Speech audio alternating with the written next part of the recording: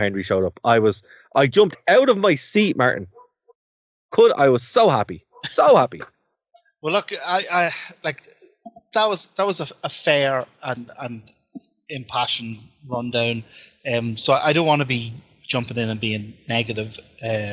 Like I say, I'm make no secret of the fact that I'm much more of a match guy. Like the matches are the big thing for me.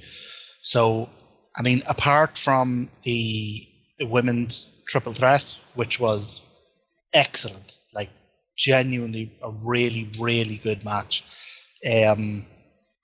Everything else I thought was fine to kind of actively bad. In terms of the results, I mean, again, I'm a match guy, I'm a wrestler guy, so Yeet going over Gunther. Like, Gunther is one of the few wrestlers in WWE that I still covet, that I would take into AEW tomorrow. But did you not see that this Yeet thing is starting to run its course? There were people in the crowd actively like, Well, yeah, because I think any of those things, I don't know, there's a lot more energy behind them when they're in the chase, Yeah. And then when they actually win the title, a lot of this stuff you sort of stop. Exactly. It's kind of like it's like Daniel Bryan. All he had was yes, and then that was it, and he's the biggest dud in WWE history and AEW history. Dara only says this stuff on the podcast because he knows he's in Dublin and I can't strike him. So I wasn't pleased with that. Joe Hendry showing up, I mean, I have very mixed feelings about that because great for Joe. Like, it was awesome, like the pop and the fact that he TNA title showed up on WrestleMania. I've never seen that. He was instantly recognizable. Like, his music hit, and like there were established WWE wrestlers, particularly on night one when the crowd was very dead, their music was hitting and there was no reaction. Like, his music hit and massive pop. But dude, we got to see the TNA title. But that's on WWE television. But that's on part of the problem, though. It's wild. But that's part of it is wild. Genuinely is wild. But that's part of the problem. And I think I didn't use the word early with Rey Fenix, but I think it's fair to use it now. They brought him in as the TNA World Champion, and it was a 3-minute squash.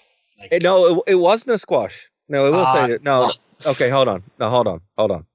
He was defeated with an RKO, right, because of his hubris. If the actual story of the match here, that Randy Orton was kind of outclassed by Joe Hendry for most of it. Joe Hendry got cocky. Most of the 3 minutes. Well, look, dude, it's a 3-minute match. I mean, I don't know what you wanted. Like, it's Randy Orton. Like, it is what it is. But I think if they were genuinely trying to show some level of respect to that title, that he would have at least had like a competitive. Well, it wasn't for the title. That's the thing. So look, no, not for the title, but the fact that he was wearing it on TV. Well, if you go back and watch the match, and I hear you, right? But I will say, if you go back and watch the match, he did his pose and the RKO was hit. Like, that was his downfall. Let me put it this way. If it hadn't been Joe Hendry, if they had brought in any of the other up-and-coming guys, I don't know, Bron Breakker or Malachi Black's coming back, or Miro showed up again, how would you have felt about them being 3 minutes? It depends. I mean, Miro, I don't care, really, at all. Malachi Black, he needs a lot of rehabilitation. But like with this, it was supposed to be the match with Kevin Owens. I don't know how much time they had. I don't know how much time they had to build the match. But the whole point of this was, it wasn't a match like that's what's so the difference here between like an AEW main show and WrestleMania. WrestleMania has never been really about the matches. It's about the moment. The only thing people really remember about Joe Hendry showing up is that Joe Hendry showed up at WrestleMania, and that's really all that mattered. And he had the moment afterwards, and then he was RKO'd again because like it's Randy Orton, right?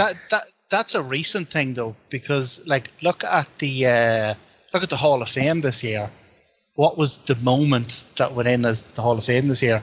It was the match between Bret Hart and Steve Austin. I will say, yeah, but matches the not reason being important is I never said that. A more recent thing as opposed to moments. No, I never said that. I never said that. But the reason why that match was in the Hall of Fame, not only because it's a great match, which it is. I mean, folks, if you haven't seen that match, Martin is a huge Bret Hart guy for the right reasons. But that was because it was the double turn, though, man, wasn't it?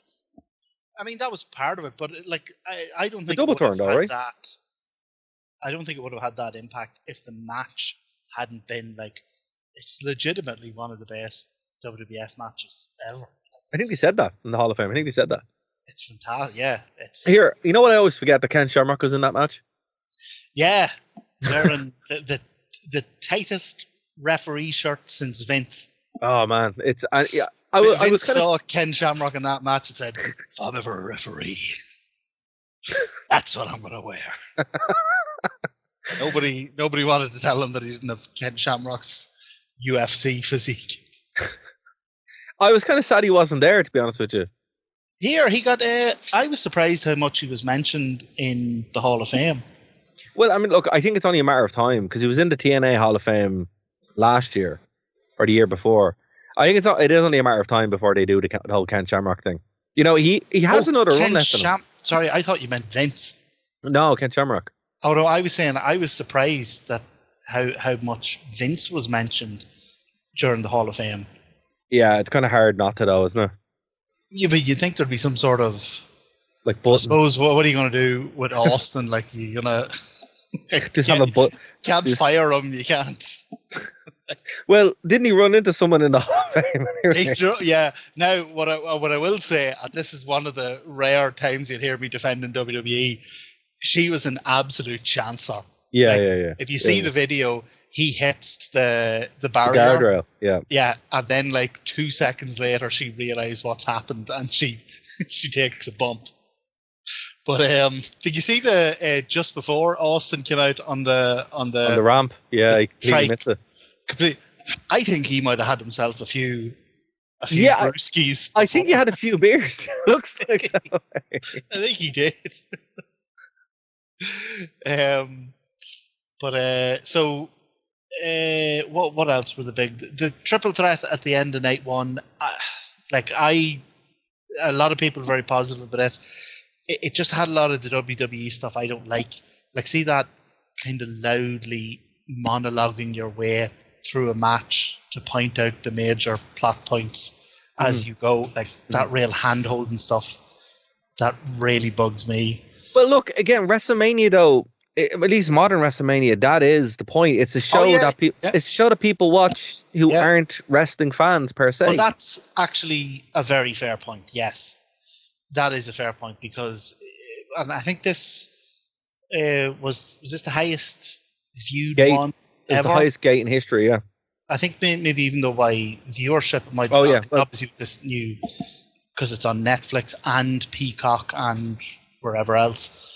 So you probably would have had a lot of non-wrestling fans' eyes on it. I mean, or lapsed fans even. So that's fair enough. Like I understand but it really irritates me. In terms of night two, like I said, the women's match is great. A lot better. I didn't think. Compared to night one, night one was a bit of a disaster. Even like it was a very dead crowd. Even night one, night two, even the crowd seemed better.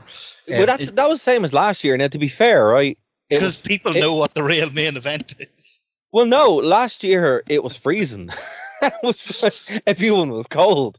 And then in night two, it was less cold. Having been in Vegas, I mean, I haven't been in a stadium, but it's really warm in Vegas all the time. So the desert, isn't it? It's the desert, yeah. And I mean, like, what people don't know is when you walk outside, you can't really walk out there for that long because it gets really hard to breathe because you're in the desert. Like Vegas is no joke. Like, you know, I'm always shocked when they go to Riyadh, which is also in a desert, that like they're able to perform. But there's been loads of complaints about the Saudi shows, like, you know, that wrestlers are backstage, like dry heaving, I'd imagine. Yeah. And a lot of the like, there's been